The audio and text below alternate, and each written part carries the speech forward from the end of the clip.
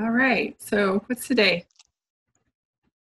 June 17th. 17th.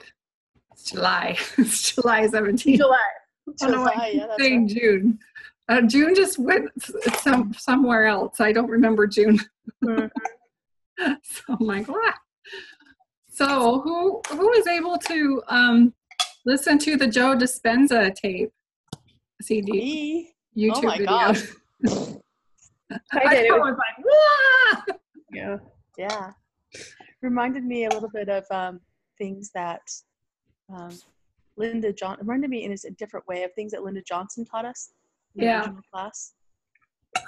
Yeah, Linda understands this. I've understood it for a while. I really had to go backwards to capture this faith crisis thing. It really sent me in a swirl, but I now see that I had to go back there Mm-hmm. in order to capture all the pieces to help unravel it. Yeah. And so I'm glad to be back at this place where we can talk more about creating our life instead of trying to unravel the mystery. But I just know that the people I want to work with they have that LDS foundation, and because they just have so much to offer, and I figured, well, if that's who I want to work with, I better be there at the exit gate ready to clean up some stuff. I better figure out how to do that. So that's kind of been my journey. So what were some of the things that you wrote down when you were listening to the Joe Dispenza? Because I have my list, but I want to hear your list first.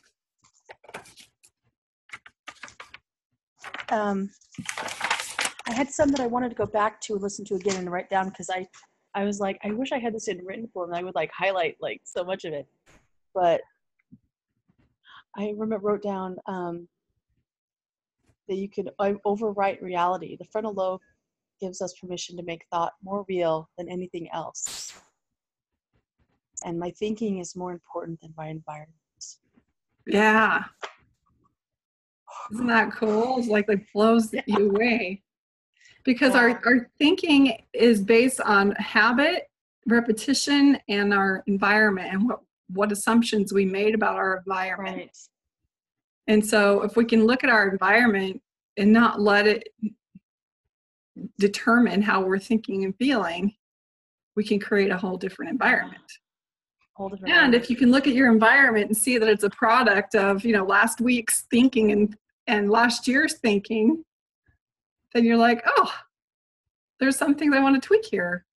Or, wow, look at these wonderful things that are happening and falling into place. It's just as I'm imagined.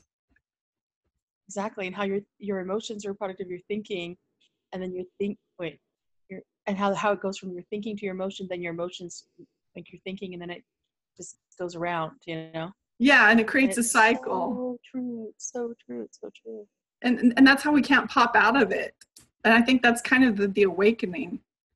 And I talked with Janine today about not just waking up and being enlightened, but the importance of growing up too.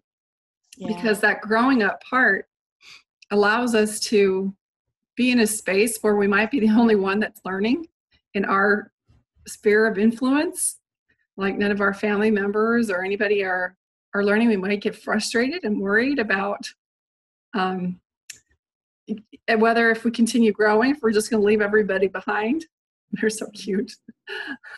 But if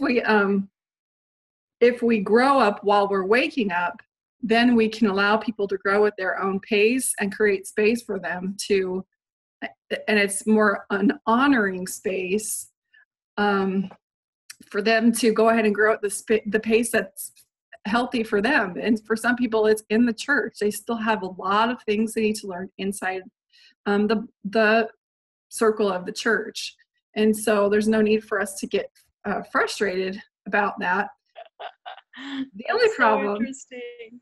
What's that? Because last night I was in an All event. All Arizona is an organization, kind of a support and fellowship organization for LGBTQ people who are in the church or were in the church or beyond the church, and also allies. Right. And I was talking with some friends, two of which are the cutest gay couple. I don't know if you know them, Wendy, but well, you know Christian, right? Anyway, so Oh yeah, and one Christian, of Megan's brother Christian yeah, and Megan's brother Christian, his and they were partner. talking about the church and stuff, and I was just like, wait, you're still in it? Like, how can you even be in it? And then I'm like, okay, wait, I'm projecting my stuff. I get this. I'm like, yeah, because I'm out, you know. And I'm just like, okay, I'm seeing myself doing this, you know, like, okay, honor their journey. We're on a different journey, but I'm still not like how, but you know, okay, whatever. Yeah, and what's interesting about that is that means that you're starting to observe yourself. Right. Get so Yeah. obsessed with observing everybody else and judging everybody else Mhm.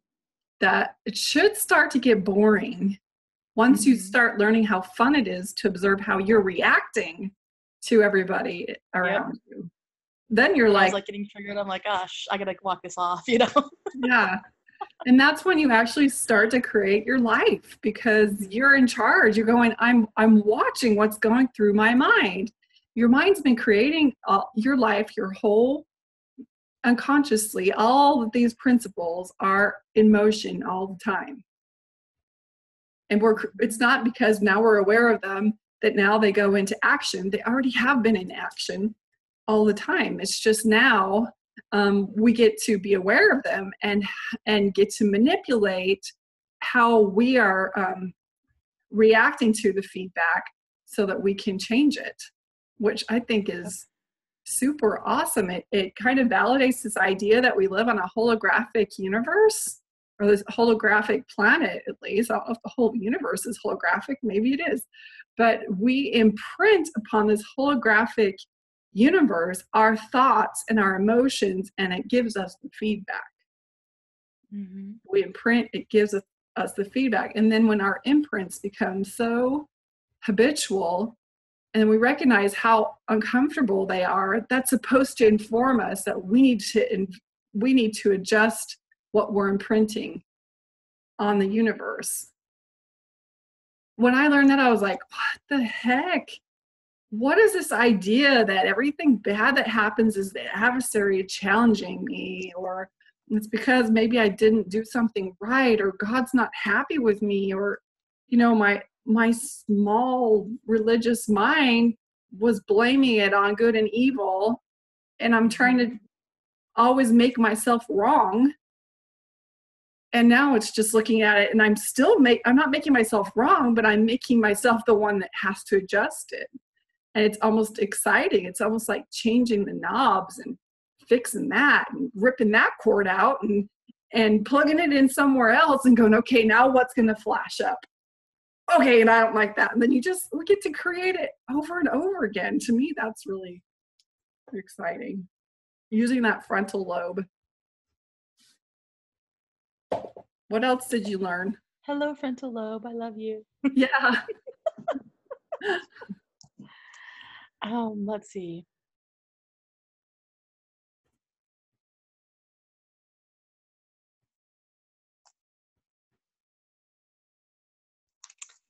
Sometimes I wish I could read my writing. Oh, he said it works when you maintain those connections for the extended period of time. Let's see. That neurons that fire together wire together. Right. So I pictured in my head, like, like when you have a path, somebody wears a path in a lawn, and because that's the path of least resistance, that's where you go, So I'm watching my mind going, oh, that's the path, that's where it's always gone, that's the path that's already worn down. There's a groove, so it just goes in that groove, but I want to do it over here instead, I'm doing it over here instead and watching myself going, no, over here instead, Yeah, and all it is it's just feedback. Yeah. It's just feedback. And when we have to label it and put meaning on it, and we try to determine where it came from and all this, that's when we get all screwed up. But Yeah. the point that I wanted to make that I found fascinating was when he was explaining about Descartes and how he, put all the subjective things that Okay, they were learning, and labeled it science, and all the objective things labeled it religion. right. Because what we're seeing now is both worlds are starting to have that overlap, of the two circles. And there, if it was like a Venn diagram, those things are crossing over very rapidly, to the point where religion is the thing that's not functioning very well anymore, because we're starting to understand cause and effect better, and you can't label it Satan and Jesus or Satan and God, and it's because once you understand how the universe operates and you understand the laws in which it operates, then it's hard to say, I think you have a demon, or I think that, if you would do this, that you would get this, that God would bless you with that. Because all religion was dictating what that was, based on what the most charismatic prophet could come up with, or the vision that they were having at the time, and the language they were using to express the vision. And so now we're seeing this, once they start to overlap enough, it's just going to bump religion out of the picture. And I say in 20 years, it's going to be rare that we see someone that's this overly zealous, religious, fundamentalist type, because it just isn't going to make much sense anymore, especially this one true way. It's like already people, even in the church, people are going, I don't know that the church is the one true way, but it's our way and we like it, and we're just going to keep going. A lot of people that I talk about in church, I don't believe it's the one true church. I just believe it's the one with the priesthood, or the one with the, the best this or that. And I believe in the prophet. I believe in the Book of Mormon. But they don't, if you ask them, they have bigger beliefs that are outside there. It's almost like we all do, but we confine them into this little package. Now, how did I explain that in here? Our reality has been dictated to us, and that's what our religion does. It dictates to us what reality is. And so we perceive reality according to how our brain is trained. And the church has trained our brain to see it a certain way. Does that make sense? And so we have labeled it all and put meaning on certain things, all in the same way. When you have millions of people that are agreeing to that, then it feels like that's the way. But now we have the internet, we have people saying, no, I see the law this way. And we're like, oh, wait. So our brain is ordered the Mormon way. If we start thinking outside the box, we're going to start experiencing life differently. Completely different. So it kind of on that line there, something that really caught me was about 40 minutes in, and they said, okay, let me find it. I wrote down some notes. When learning is stopped, your feelings are initiated, right? Yes. Yeah, you caught that too. And so that's when we live out our genetic our prependencies. Like if we have a genetic marker for anxiety or something, that's when you can see that. Yes. Like takes over because we're not learning. Yeah, so that was really interesting to me. And they said new knowledge can change that. So when you keep learning, you don't rely on those feelings because you're rewiring your brain, right? And that helps block those possibilities of getting that anxiety or the depression, or, that's kind of what that really caught my eye. And I went back a few times and listened to it because it made a lot of sense to me. Well, I think it was at the part where he's talking about Monet and the way he did the artwork, and people will look at it and have one view about it, but then when they understand why he developed the art he did, and then that he got cataracts, and that this is how he saw light referring onto things, it's like almost you started thinking of the whole picture a whole different way. Yeah. It's fascinating too to see the difference in his artwork over the years. And when he I should go back and look at that. I thought about that when I heard it, but I didn't go do it. So, and then I heard a quote. I'm taking a class, and I have to watch all these TED Talks, and a guy named Noam Chomsky. I'm not sure if you're familiar with him. I am. Yeah. He made this quote. He teaches a lot of historical things. He said, it's easier to ignore the major issues of the day and pretend information is inaccessible than it is to take action. That's kind of what we do, or we did in the church, is we just kind of ignored everything around us. And just, the church controlled everything you did, and it took up all your time, so you didn't have time to do much else, to learn new knowledge, to educate yourself more, I think, because you just didn't have time to do it. And then you became reliant on your feelings and the spirit, and which was dictated by the doctrine. You know what I'm saying? So, and it's just, and then I just keep watching these TED Talks and these historical PhD educators, and they just say you have to know all sides of the story. You have to keep educating yourself, because it's just so important. You can't rely on just one way of thinking and feelings. And I just keep hearing this over and over again wherever I'm at. And then I hear that it just makes sense to me. You just, to make a decision, you got to keep educating yourself on the issues, and you have to just you can't rely on your feelings all the time. That's just what I took from it. So. And your feelings are a very poor way of knowing anything. I think Richard Rohr is the one that says that. Your feelings are a very poor way of knowing anything.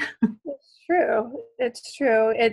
Isn't your emotions make you dumber, right? If you're operating from a high level of emotion, the logic and intelligence goes down. Back to that emotional intelligence. Yeah, it works the highest. And that's when you have intuition, is when they're both, level with each other. And so it's not like we want to throw the emotions out. They're an important part, an important piece. It's just that we have let them rule over us and control us. And, I've had people talk about the suicide rate in St. George particularly. And, they want to blame it on poor parenting, too much cell phone use. It's the religious indoctrination and shame. And I'm like, all of it. All of it. Why do we have to make it like one thing? It's just all this pressure. But I would have to say one heavy aspect of it is a lack of emotional intelligence. Yeah. Definitely. That's when suicide happens. It's because our emotions have totally overridden everything. And the only way we feel we can get out of it is we feel so trapped, we feel like we have to take our life. It makes sense to us because we're in such a high emotional state. And so, interesting things. What I love about Joe Dispenza is he believes that there's an intelligence that's bigger than us that seeks our highest potential. And that it's our resistance to that energy that creates sickness, conflict, whatever else, disharmony, dissonance to that field that creates the misalignment. And when we know that, it's almost like we can trust, he calls that God, that intelligence. And if we can trust, people say trust in God. After a faith crisis, you're like, I don't even know what that means anymore. Oh my God, yes.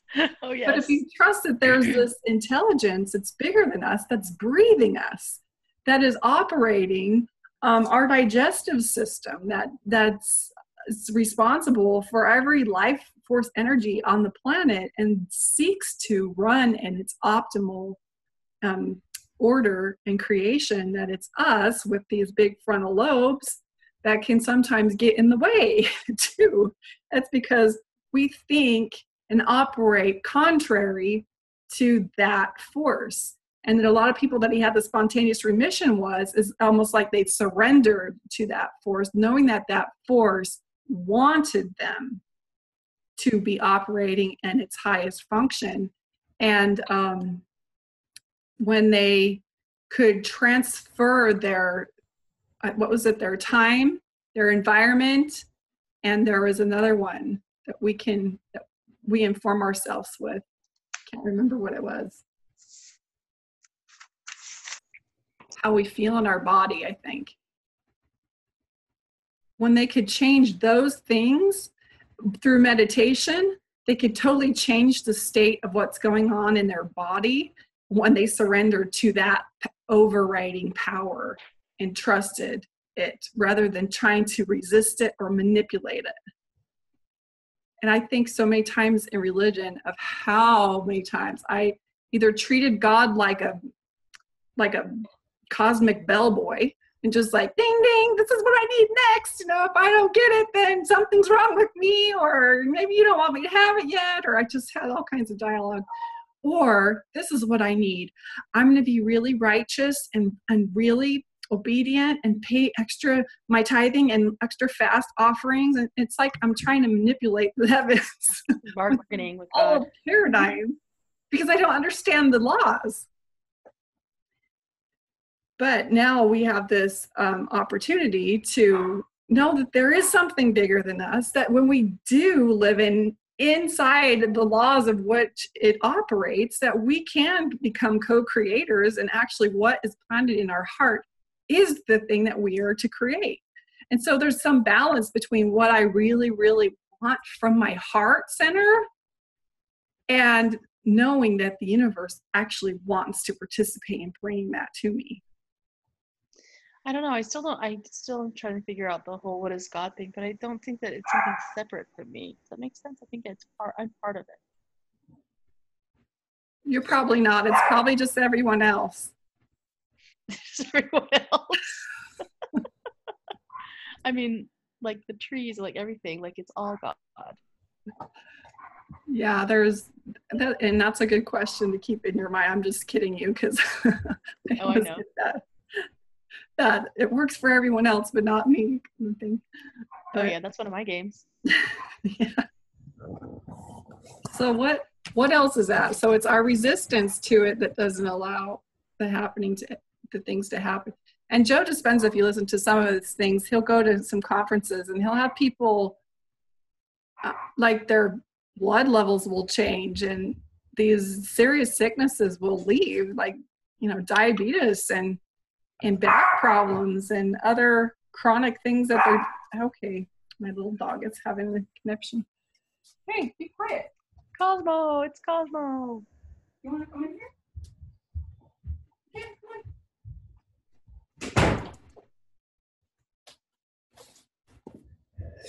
So they had all these things happen, the remission of these things, and he was like, okay, I've got to find the pattern. And that's when they observed the brain waves, and they noticed that they had altered time, the sensory from their environment, and what they were feeling in their body. And when they could do that, they would actually inform their mind that it wasn't there anymore, and learn what it feels like to not be in that broken or sick place.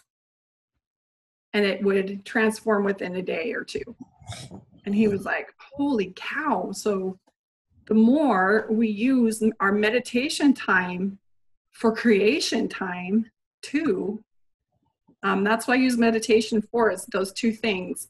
I spend at least 10 minutes just getting in the zone of I'm nothing, and I'm not resisting it, and I'm not identifying with anything. I'm not trying to label myself or label situations, and I'm just observing my mind, and then I'll kind of flip into that place of just being in a part of the whole oneness with everything.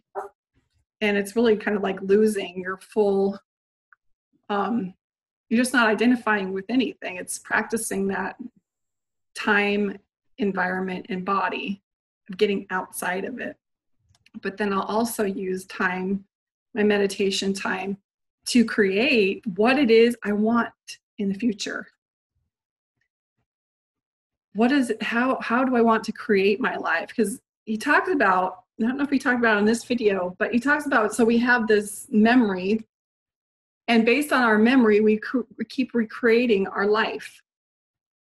But he doesn't realize that we also have this other ability in our mind, which is our imagination, to project onto and imprint upon this quantum fabric, if you will, of creation, imprint our imagination as if it were a forward-thinking memory. And he talked just recently about how he had a talk he was going to give, and it was on stage, and he wasn't sure what he was going to say, and how he watched himself do 3 things at once, knowing that he had like just separated and multidimensional, and it's almost like you could see through his other eye him on stage and giving the talk and what he wanted the audience to feel and how he wanted to present that, while he's also doing some other 2 things that he was doing. And I'm like, whoa, that's amazing. So if you can get, here's the problem. If we don't know what we want to create,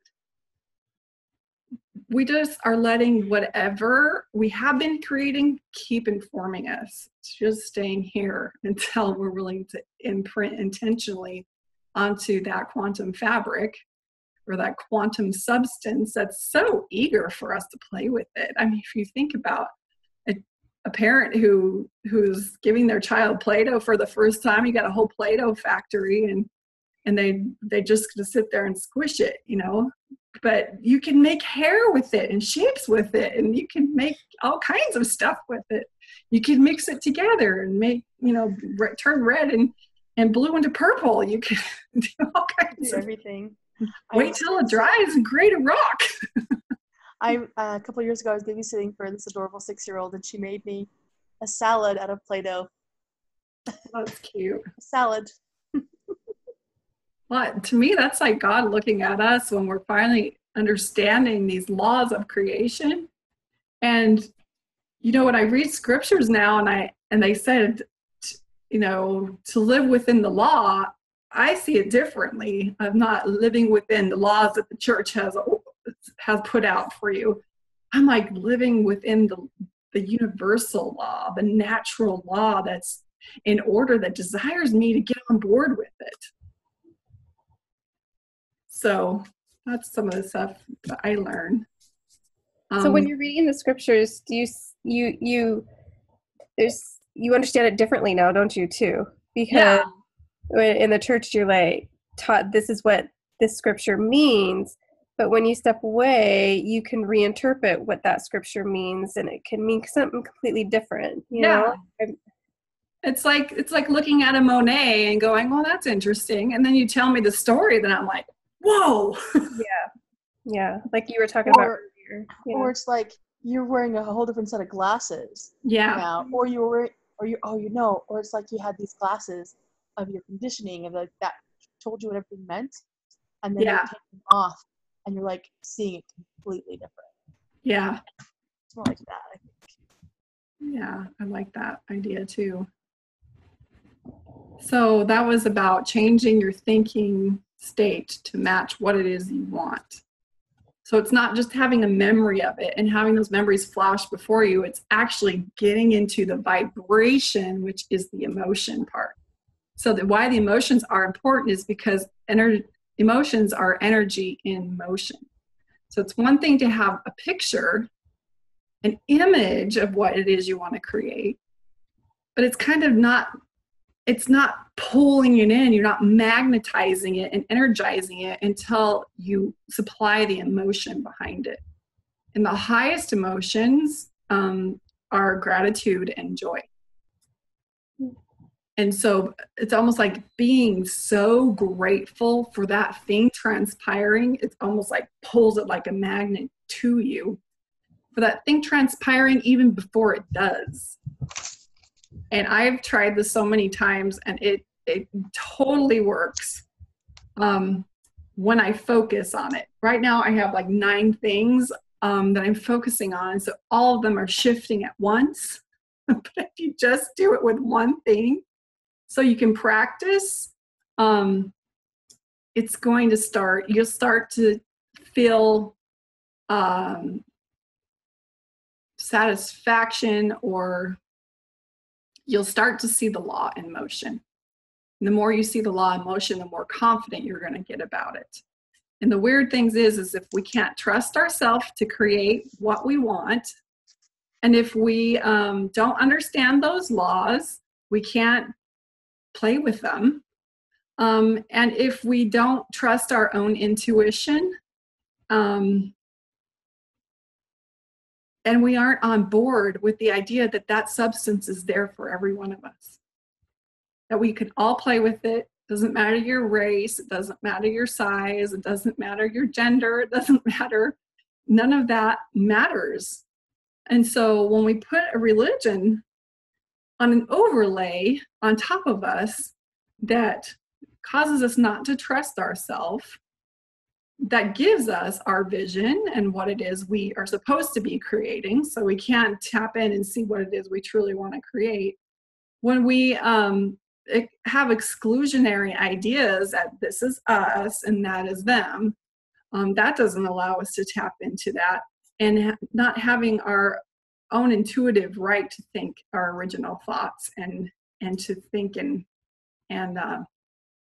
feel the way that is natural for us. When we're constantly being told what that needs to do, we don't ever get to tap into that. Because we have so many rules in our head about how it needs to happen, or can I do this, or this is appropriate, or am I if you want to know what people think about it, go to the LDS empaths and that's that group in there. They're just because it's like they're trying to play with it, but they have so many rules about, well, you can't play with it if you drink tea, and you have to ask permission here, and you have to do this, and bless their heart. I just love them. Bless their hearts, right? I love them because that's where I came from. Yeah. Anything else you remember from that? So it goes back to kind of what I mentioned, that most people rely on their developed circuits. Yeah. So then again, there it is again, to where you quit learning, you're just going to focus on that's it.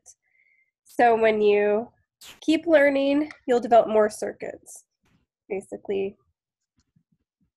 So in the church curriculum, I've read before, and I kind of looked at my own curriculum to validate it, my own books and stuff. There are 42 principles that they go over and over and over that have to do with the priesthood, tithing, following the prophet. There's like 42 themes that they go over and over and over and over. And then we wonder why we get bored. We're not stimulated anymore, but then we're told if we're not, whose fault is it? It's always our fault. Yeah.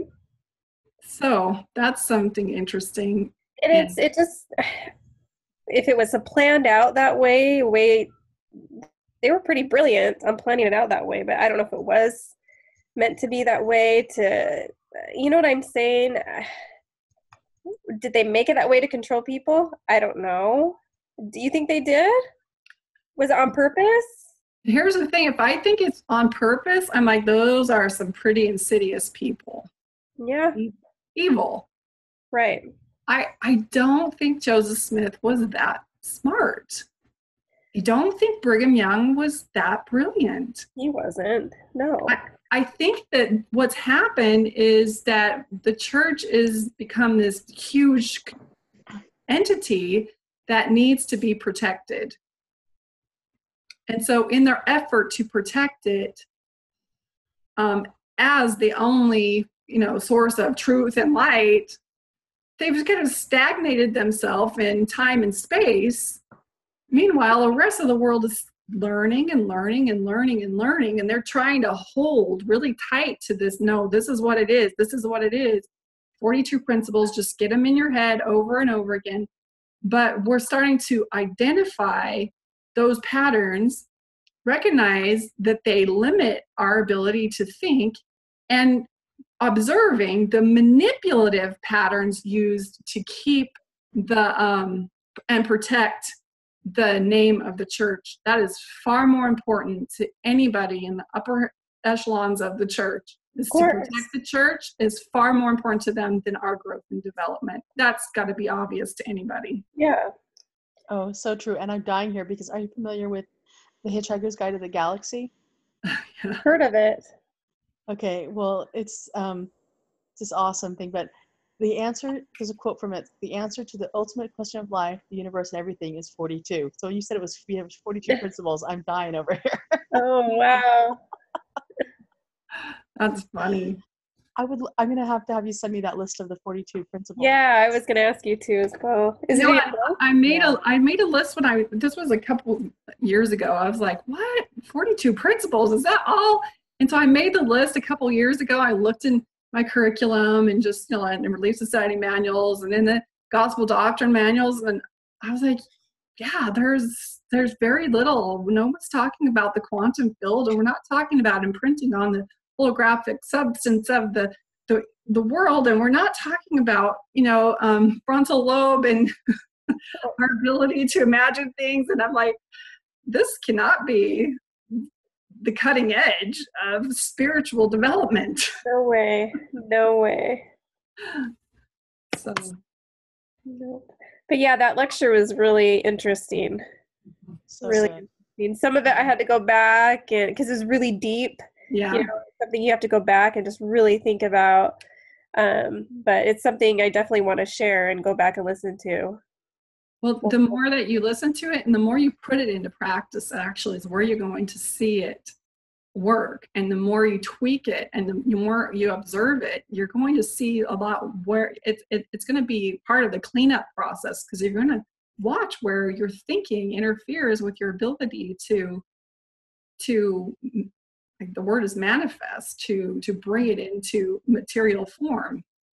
What I was talking with Janine earlier about is it's important for us to stay in our business when we do it.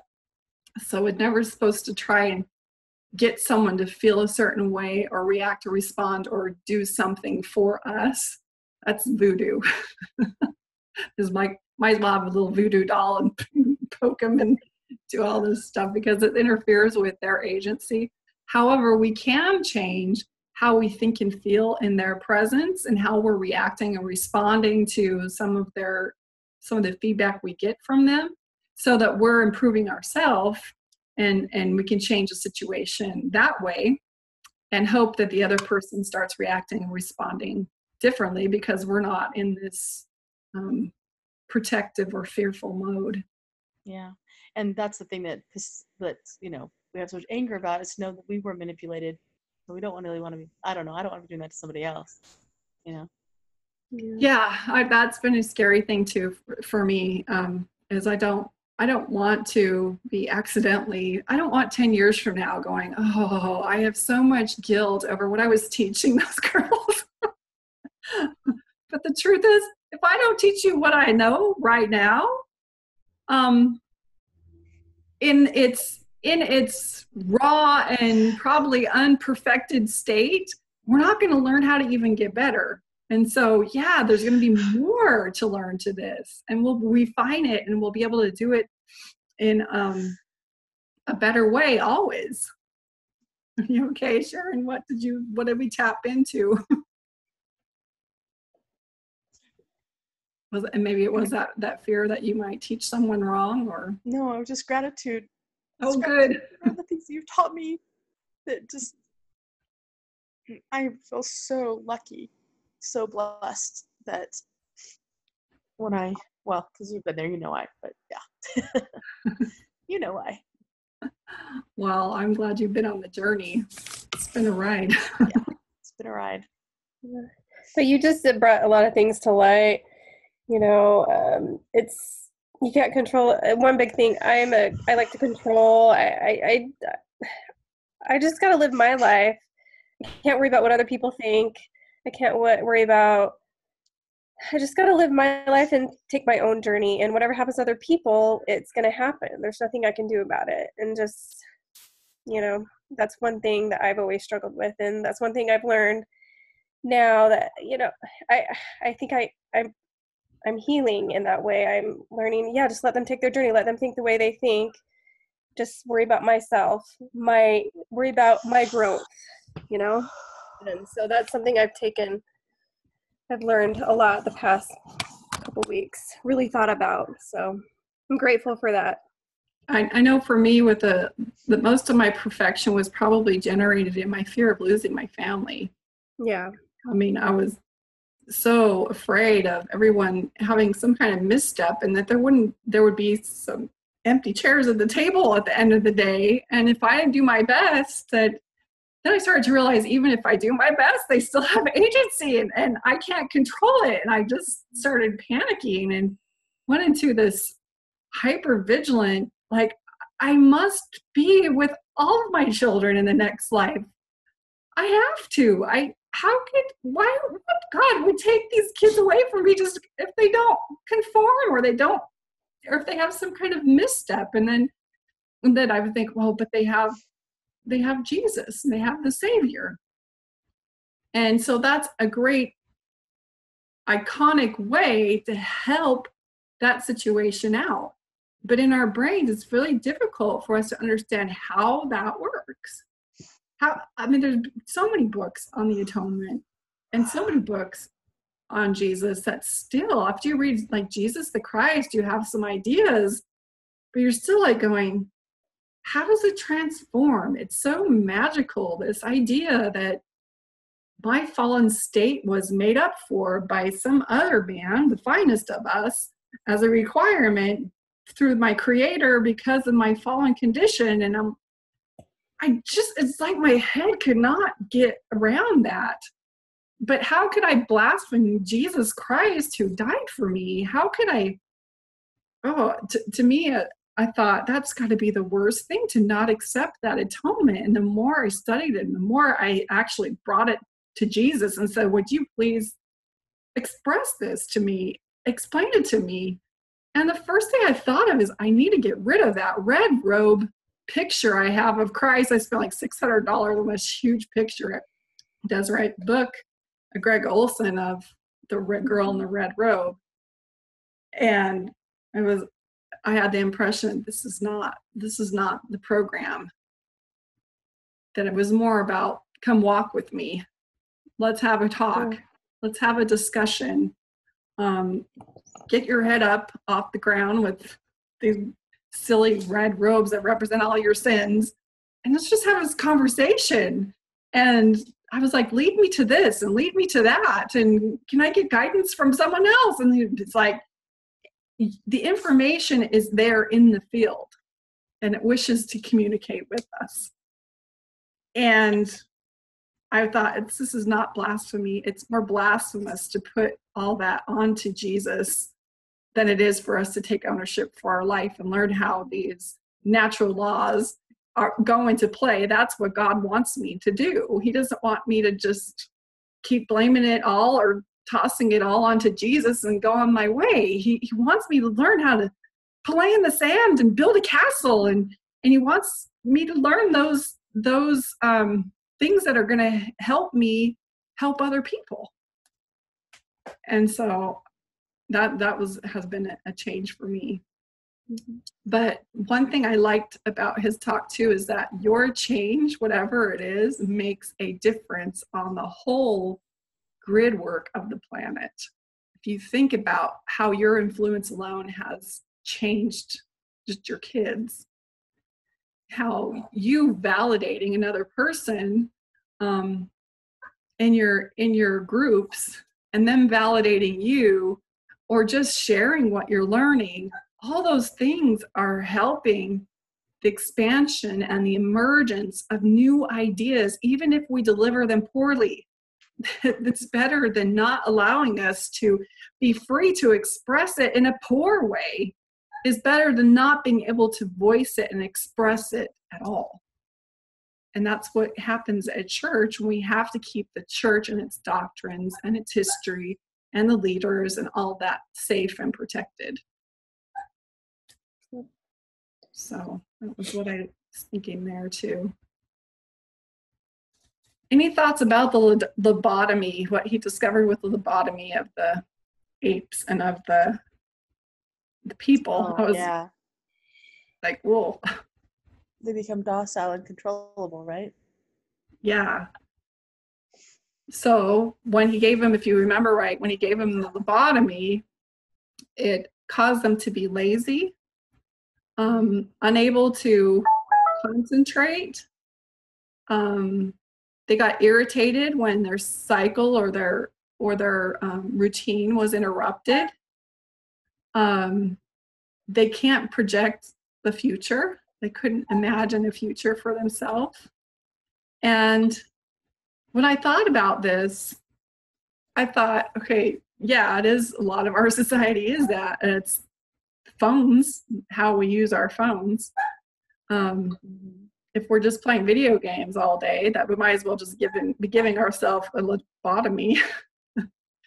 But also, if you don't stimulate that frontal lobe, then it also is the same thing. We get unable to concentrate, we're irritated when we're disturbed, and we can't project onto the future.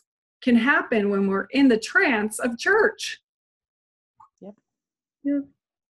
It's almost like it's hypnotized us and put us into a mode that Robotic. It's kind of like you're robotic. Yeah. And it's guarded by the phobia. The fear of it. If you leave it, you're going to be susceptible to deception, and you're going to fall away, and you're going to, when you fall away, you'll lose a spirit, and you're just going to be a drunken, doped up whore under the street with no home, and your kids are going to turn into, it's always just this terrible scenario that there is no good, legitimate reason to leave the church. There isn't. And so in that place, we just stay in that focus, don't look here or there. We just kind of stay in that place. But when we change, it's so stunting and so oppressive. Like we're right now we're learning to grow. How do you grow in that environment? You don't. Well, you do to a point, and then you don't anymore, basically. Some people need that. That's what I had to come to understand, and that's what Spiral Dynamics helped me to understand. People who need that will find it, and then they stop. Once they find it, where are they going to go? Can they? And maybe they have faith expansion. Yeah, there you go. Yeah. So this is one thing that we can do is and I kind of mentioned this already, rather than to have our observation on others and how they're reacting and responding, which is good feedback. I'm not saying there's anything wrong with that feedback. But when it turns on to us observing how we're thinking and feeling about that feedback, that gives us information to think differently and to switch it up. I have this idea I want to share, but before I do, I wanted to ask Janine, I know she's in there, she just chatted a little bit. If you have any insight, or what did you learn when you listened to this?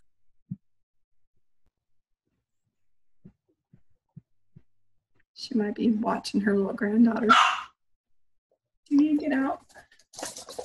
Okay.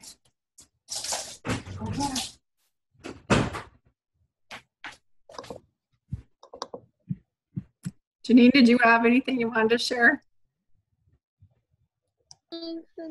Oh, I just put on the chat just that I love this conversation. Oh, were you able to listen to Joe's talk? Yes, I loved it. Yeah. Was there anything else that we haven't talked that you noticed on there? No, you guys have done a good job covering it. So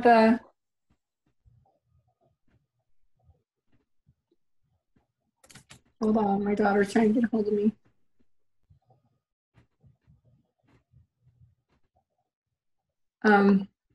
So the thing that I wanted to explain that seems to be one of the hardest things to get over when we are going through faith crisis. But when we learn all of what it takes to get over it, it's going to be like a juicy part of helping other people. And that is to overcome this fear of being judged and criticized by. Oh goodness, that one's drowning over there. Oh, get up there.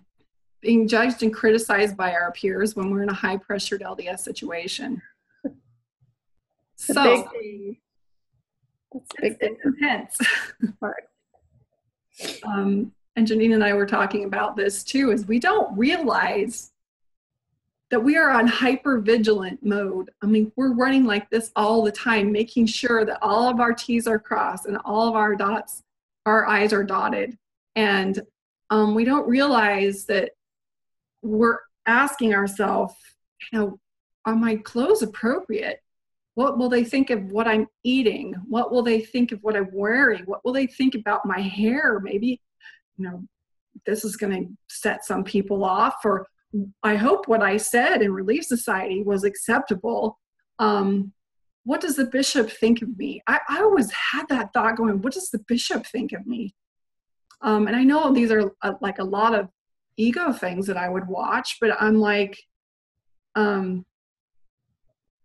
we are in hyper-vigilant mode all the time. We don't know it, with all these judgments like flying at us. Now, there are some people that aren't as hyper as I am, but that hypercriticism bled onto them too. Like I was making them need to fulfill my criticism too, because I knew how things were supposed to be.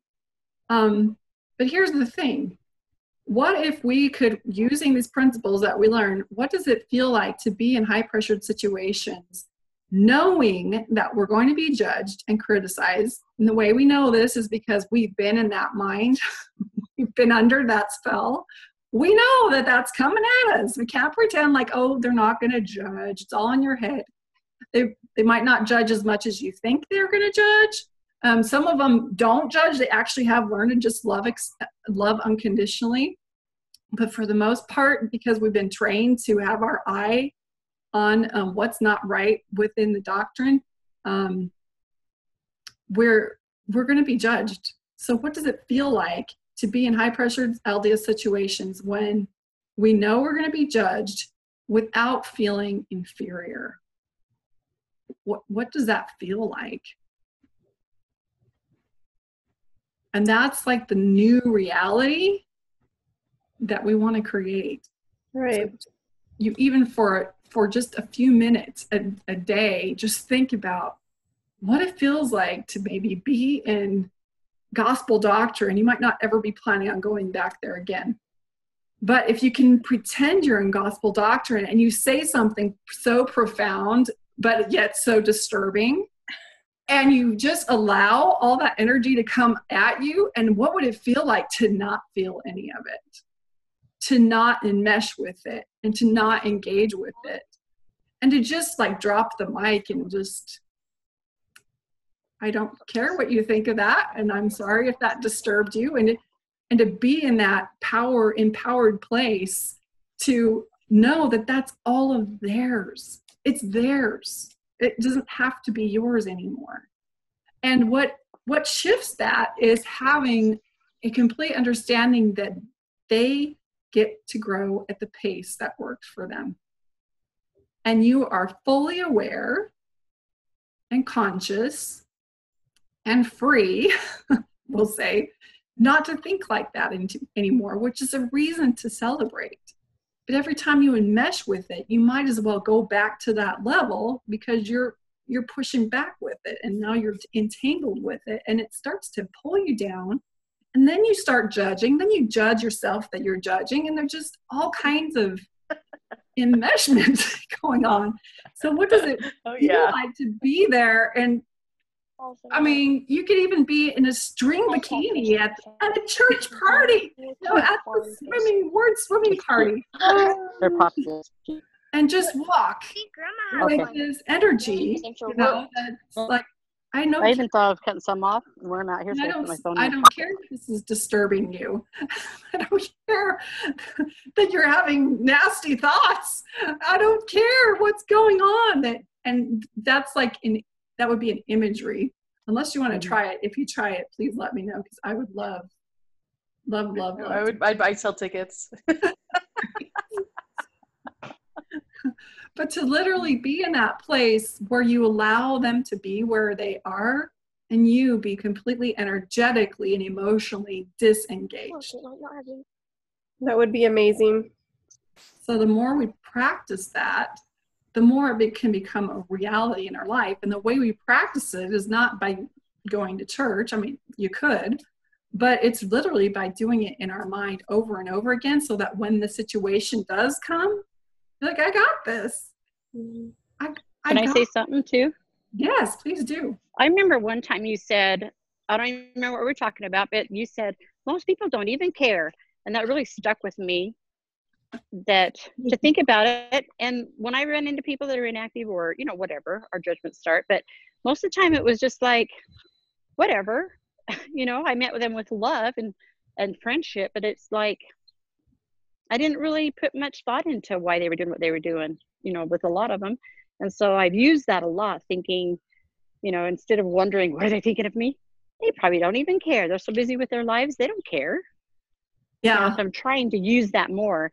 Maybe that's helping me with my mindset by using that. So that way I don't worry about what they say. Yeah, you can worry. You want my help? Yeah. Thinking about that is maybe they don't. Yeah. Maybe they don't. But instead, in our mind, we think that all of them are thinking the very worst. Right. And maybe they're not. It's more likely that they're not. It might disturb them a Everybody's little bit, and then they're done thinking about something else. They're off on their way. Everybody's so busy in their own lives, in their own worlds, and their own problems, and their own guilt, and their own have-to-do lists, that it's like, I'm not going to be spending much time thinking about me. It's true, but there's like times when we think that that's all everyone's doing is thinking about our apostatizing. Right. Because that's all what they're we doing think all about. day. Well, it's like when you're in junior high, you think that everybody's looking at you and everybody's paying attention to you and being, you know, focused on you, when everybody else is thinking about, like, oh, everybody's looking, everybody's watching me, everybody's thinking about, you know what I mean? Like, most people, they don't care. There's going to be a few people, maybe some close friends or family members, that are going to be all upset about it, but for the most part, people are just doing their thing. Yeah. And it comes back to their memory when somebody's talking about you. Oh yeah, I don't know how she's doing, you know, and then it flies out. Exactly. Yeah. It's not a big deal.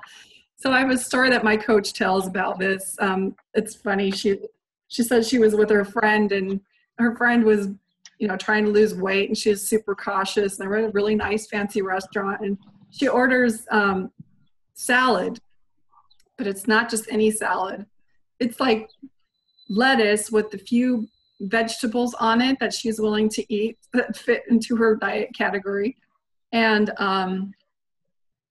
then she made sure that the waiter, I don't know if she made sure that the waiter didn't bring dressing, or when the waiter did bring dressing, she did not put any dressing on.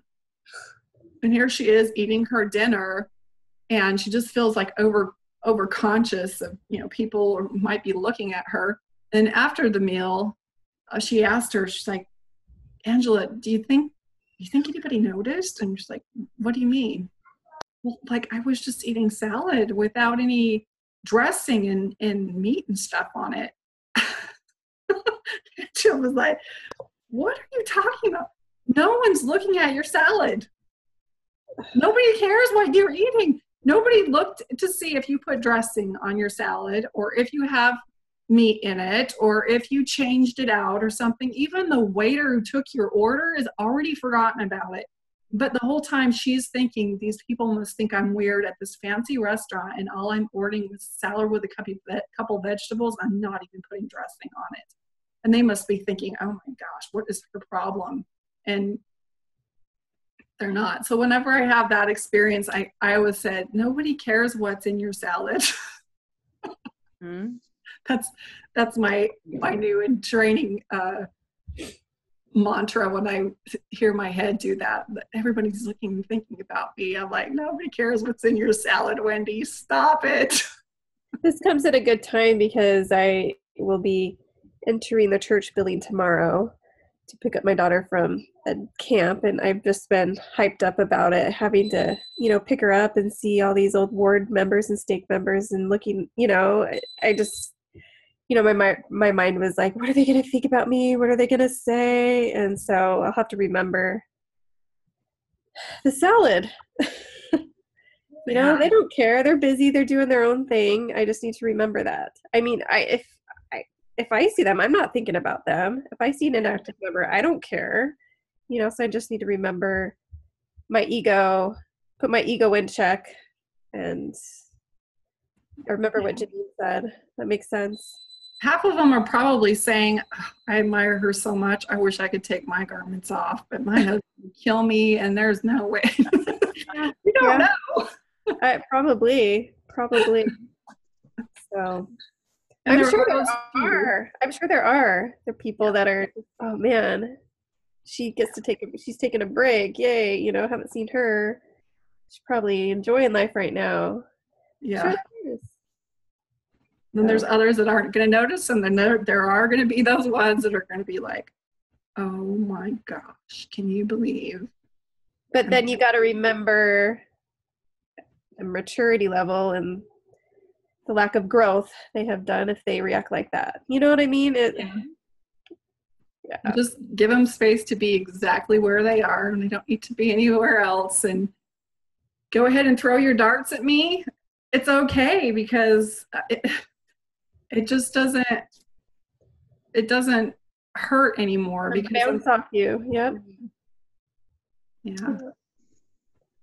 So the homework that I have for this week, I was going to do videos today, but because I messed around yesterday, and today was the worst day of my recovery. So I've been kind of taking my painkiller, and I cannot think. So it's going to be getting a picture of your 1 year from now, where I want to be 1 year from now. Knowing that you can tweak it and add to it and get more specific about it.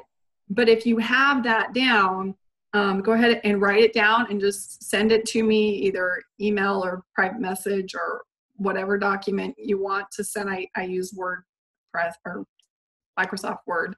So it does need to be in either a PDF or just a Word doc or whatever. And send that to me, and I will help you tweak that out a little bit. We'll do some fun things with that too. But also to take the Enneagram test. I know Janine just took it. She's going to take it again, see if we have any refining feedback that comes. So I'll put the test link up and post your results on Facebook, kind of like she did. So that I know what your wings were and what number you came up with. I know, Jill, you were like a 5. Yeah, but I think I'll take it again. I think a lot of it depends on my mood too when I've taken the test. You know what I mean? Yeah. I thought you said to Janine, just go back to your 7-year-old self or your high school self. Yeah, and what would your friends say if they were taking it for you? Kind of thing. When you were younger, before you were really indoctrinated and were in that conforming thing. Also, I'm going to be putting another video on recovering from covert narcissism, some things that you can do to recover from covert narcissism, to recognize some of the patterns that come when you're under that influence. And the more I think of this, I'm like, people are going to think it's ridiculous. We need to cover from covert narcissistic parents. The more I study it, the more I'm like, this is a huge piece of this, because we've been taught how to be passive aggressive, to be yes men, and to conform, and to protect the image. We're all like self-operating in that mode. So I'll be putting that video up. And then Sharon, I need your appointments still. Yes. And so there'll Oh, that's probably be speaking of- 2 videos up within the week, within tomorrow. I'm hoping to get them in tomorrow. And then the 1 year from now. So I'll post it in the Facebook group so you know exactly what the points are. And we'll be good. Also, I was going to ask Jill, is it okay if we start at, what time was our appointment tomorrow? At 1, if we can start earlier, that'd be great. If we can do it at 12 or 12:30, that'd be great. I have got to get my locks chopped off. Yeah, 12 would be even better. Okay, let's do 12. Okay, I'll change it in my phone. Yeah. My stylist had me down for 2, and I'm like, oh yes, I can't wait to get my grays colored and my haircuts. Yep, that's even better for me, so that's great. Okay, that'll be good. Well, until next week, I will see you on Facebook, and remember, you can use that to ask any questions on there. And other than that, we'll see you next week. All right, have a good night. You too. Fantastic. Tammy, if you're watching, we love you. We missed you this week. See Bye, you later. Gabby. Bye.